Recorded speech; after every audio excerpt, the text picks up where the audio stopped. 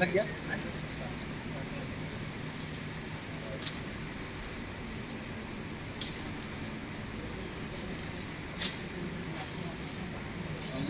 मासिक बुलेटिन का लोकार्पण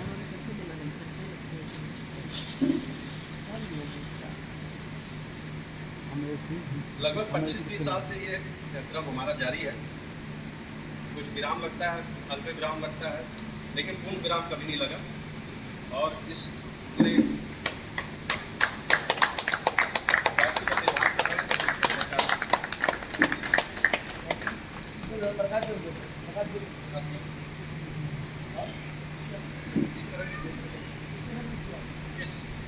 पूरी भी से भी आग्रह करूँगा कि आप मंच पे आ जाएँ।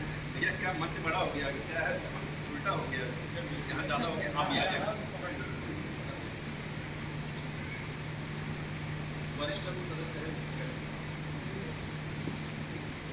आप भी ले लीजिए। सभी बीना सिंह जी भी आपसे आग्रह कर रहे हैं, आप भी एक